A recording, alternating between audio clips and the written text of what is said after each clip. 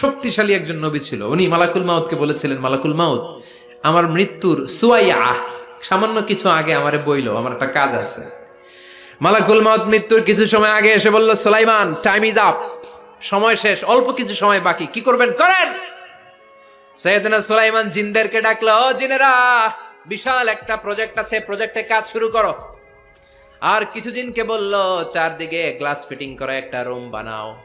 সাইয়েদনা সুলাইমান আলাইহিস সালাম glass fitting করা রুমের ভেতরে ঢুকলেন। এই রুমে ঢুকার দরজা নাই, হাতে একটা লাঠি নিলেন। কি নিলেন?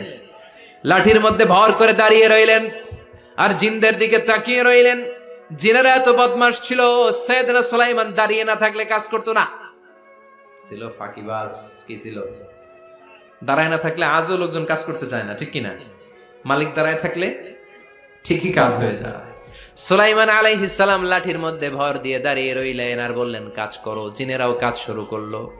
ওদিকে মালাকুল মাউত এসে বলো, সুলাইমান, সময় তো শেষ। সুলাইমান বলে, সমস্যা নাই, রূহ কবজ করো।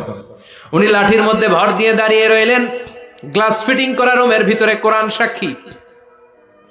মালাকুল মাউত ওইভাবে লাঠিতে ভর দেওয়া অবস্থায়, দাঁড়ানো অবস্থায় সাইয়েদনা সুলাইমান আলাইহিস সালামের রূহ কবজ করে নিলেন।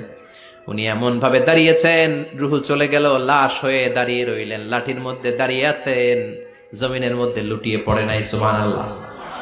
জিনগুলো দূর থেকে ভাবলো, বস তো দাঁড়ায় আছে। কে দাঁড়ায় আছে?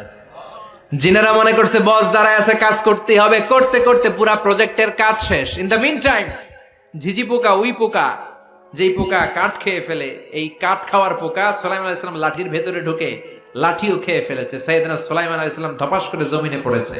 আর জিনেরা কয়, হায় হায়, খালি খালি কাম করছে এতদিন। সুবহানাল্লাহ কইবেন না? সুলাইমান আলাইহিস সালাম বাঁচতে পারে নাই।